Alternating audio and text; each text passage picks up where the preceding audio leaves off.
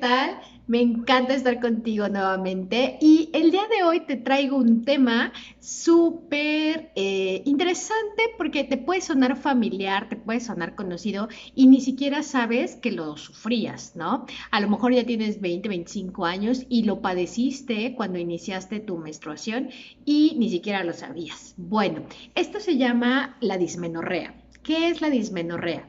Bueno, la dismenorrea es el dolor en la menstruación, así se llama. Dismenorrea, ese es el término médico. Bueno, la dismenorrea puede ser uno de los síntomas más comunes y más frecuentes en las adolescentes, sobre todo en aquellas niñas que acaban de iniciar sus periodos menstruales, los primeros 3 meses, 3 años, perdón, y esta dismenorrea es característica de que inicia el dolor previamente unas 24 horas, 5 o 6 horas antes y lo acompaña durante toda la menstruación. En esta dismenorrea, lo que muchas veces encontramos no solo es el dolor al sangrado como tal, o sea, no duele el sangrado, lo que duele es la contracción espasmódica de los órganos adyacentes y del propio útero. ¿Qué quiere decir esto? Que sentimos una contracción tipo cólico en todo lo que es el abdomen, en el sistema reproductivo, como es el útero y los ovarios, y también puede acompañarse con espasmos en el intestino, lo cual en algunas ocasiones nos puede dar diarrea. Sin embargo, la dismenorrea como tal solo es el dolor. En algunos otros casos también se ha reportado dolor en los huesos o en los cartílagos de crecimiento que aún no han sido cerrados, que sería en los tobillos, en las muñecas, en las articulaciones. Esto no es del todo, no le sucede a todas las personas todo el tiempo, sin embargo, si bien es cierto, este es un síntoma que puede acompañarse. Algunas otras cuestiones que pasan durante este síntoma es la sensación de sentirnos hinchados, hinchados así como si estuviéramos reteniendo líquidos. Eso no es dismenorrea, pero es un síntoma que se puede asociar a esto. Y como les he comentado, es una de las causas más frecuentes de dolor a la menstruación en adolescentes. Es decir, esto puede llegar a ser normal por el proceso en el que se está encontrando su cuerpo en ese momento. ¿Qué quiere decir en los primeros 3 años a partir de que ha iniciado la menstruación? En nuestra sociedad aproximadamente entre los 9 y los 12 años o a veces hasta los 15 años podría ser considerado como normal y dependerá de su evolución clínica o dependerá del grado de dolor en el que nosotros iniciamos un tratamiento. Ahora, los síntomas, hay de alguna forma, los médicos todo estadificamos, ¿no? O todo le damos un grado o todo le necesitamos dar una posición para ordenar mejor los tratamientos. Y bueno, aquí hay 3 tipos de dolor: el dolor leve, el dolor moderado y el dolor severo o el dolor que es el más fuerte.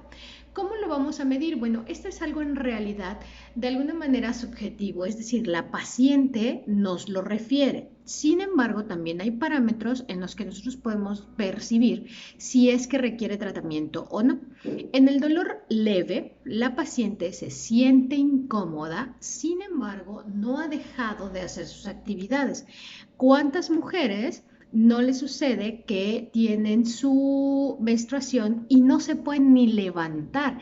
Y créanme, muchas personas lo padecen. En realidad no es una exageración, en realidad más bien es la incapacidad del dolor que les está provocando la menstruación, el que no puedan hacer alguna actividad que habitualmente estaban acostumbradas a hacer. En lo que es el dolor o la parte moderada de este problema o del dolor moderado, es que aquí sí ya hay un impedimento de las actividades y a esto se le suma la necesidad de darle algún tratamiento, sobre todo un analgésico. ¿Cuántos no hemos escuchado hasta en la televisión el uso de medicamentos para los dolores en esos días, el mal humor, etcétera? Pero más que el mal humor es que no se les da el medicamento por el mal humor. Más bien es de que les duele y se sienten tan mal que, bueno, cualquiera con dolor pues tendría mal humor, ¿no? Y lo que es el estadio severo, que en este pues definitivamente está incapacitada totalmente de sus actividades la paciente y además tiene datos de bajo gasto como náusea, vasomotores, perdón, como náusea, como asco, tiene algunos otros síntomas, se desmaya. Son pacientes que el reflejo de menstruar les provoca tanta molestia y dolor o el exceso de la producción de prostaglandinas les produce los reflejos vasomotores que le llamamos y entonces están incapacitados totalmente a menos que reciban tratamiento. Ahora, si bien es cierto, esto no es una enfermedad incapacitante, en la mayoría de los casos, muy pocos de estos casos, sí existen pacientes que necesitan tratamientos ya muy severos que van a estar asociados a una patología que se llama endometriosis, que la endometriosis ya lo veremos en otro capítulo. Sin embargo, la endometriosis sí en sus grados más severos son pacientes que pueden depender de ello, de que la tengan y no sean tratadas, puede depender que no puedan tener bebés, puede depender que su vida en esos días de la menstruación se ve muy coartada por los mismos síntomas que les produce esto. Claro, ellas, que son la minoría, deberán estar en tratamiento y esto es supervisado pues por su médico, evidentemente. Ahora, dentro del diagnóstico, bueno, el diagnóstico básicamente es clínico, es decir, ¿a qué se refiere clínica? Si bien es cierto, si hay un estudio que determina la posibilidad de que exista endometriosis, que es una de las causas de la dismenorrea, no a todas las pacientes se les hace este estudio, puesto que es un estudio invasivo y me refiero a la laparoscopia diagnóstica y terapéutica o diagnóstica nada más. Entonces, el diagnóstico se hace clínico y esto es referido por la paciente de acuerdo a los datos clínicos que nosotros encontremos y también a los datos ultrasonográficos podemos orientar los tratamientos. Y bueno, básicamente el tratamiento yo le llamo, y así es, un tratamiento escalonado. ¿Por qué escalonado? Bueno, en el primer escalón siempre tendremos los medicamentos más sencillos y simples, pero no por eso dejan de ser bastante efectivos. De hecho, muchas de las pacientes se controlan en ese escalón, en ese primer escalón. Entonces, estos medicamentos son analgésicos que tienen de alguna manera unos más que otros selección o son selectivos para este tipo de dolores tipo cólico o espasmódicos y entonces iniciamos con esos tratamientos. Nosotros al paso de algún tiempo tenemos que evaluar la respuesta del paciente y la mejoría. Si con esto la paciente no se le encuentra un resultado favorable, entonces seguimos en el siguiente escalón. Y el siguiente escalón habitualmente ya es el uso de hormonas. Claro que el uso de hormonas va a ser controlado por su médico y además personalizado a la paciente. Porque si ustedes han visto en muchas farmacias, en muchos lugares, bueno, ya hay una combinación muy variada de anticonceptivos hormonales y estos nos pueden ayudar bastante para este problema. Sin embargo, individualizando a la paciente, encontraremos cuál es el mejor para ella. Entonces, no, ese sería nuestro segundo escalón. No, dentro de nuestro tercer escalón, encontraremos también que podemos usar dispositivos como implantes de progesterona que nos pueden ser muy favorables. En algunas pacientes funcionan, en algunas no tanto, sin embargo, pueden ser una opción. Y tienen sus mejores usos definitivamente en otras enfermedades, por lo tanto, dejémoslo con que pueden usarse.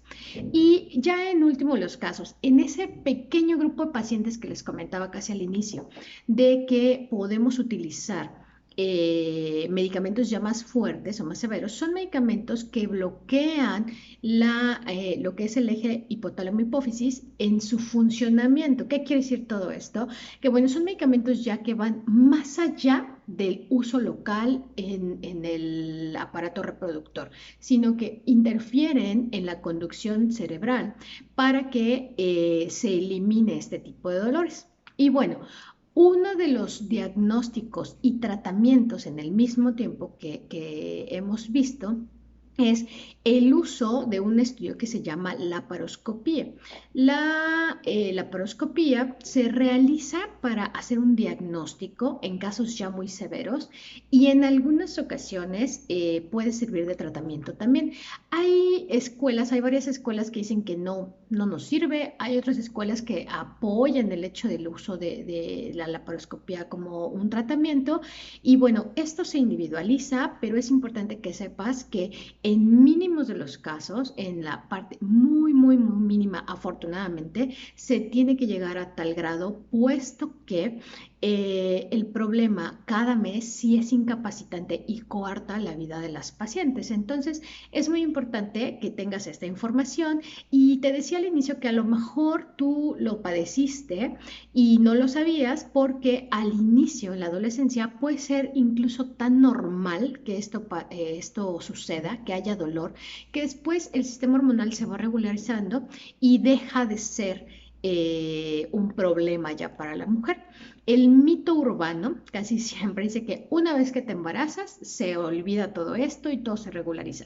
Eso es el mito urbano, sin embargo, no todas las pacientes cumplen esa regla y no todas las pacientes también inician su menstruación con dolor. Hay quienes les va muy bien y la verdad eso es fantástico porque a quien les va mal es muy molesto estar con dolor cada mes porque sinceramente a veces tienes que hacer mil cosas y aparte de todo tienes dolor y te sientes como sapo hinchado y es horrible. Pero entonces aquí te dejo pues la sugerencia de que sí acudas a tu médico para descartar que haya alguna otra enfermedad. Sin embargo, estate un poco tranquila porque la dismenorrea, volviendo a la definición, es el dolor a la menstruación, puede ser un proceso normal que si tú vas con el médico y te sugiere un analgésico que te ayude, con eso tú podrías estar toda la vida, ¿no? Bueno, toda la vida cuando menstruas. Y eso pues es muy favorable para que ya no estés padeciendo estas alteraciones cada mes. Entonces, te dejo esta información. Me encantaría que compartieras, me gustaría mucho que te suscribieras en la campanita a mi canal y que además me dejes tus comentarios. Tu retroalimentación para mí es súper importante. Te agradezco que estés aquí y con todo mi corazón te deseo una vida bendecida. Adiós.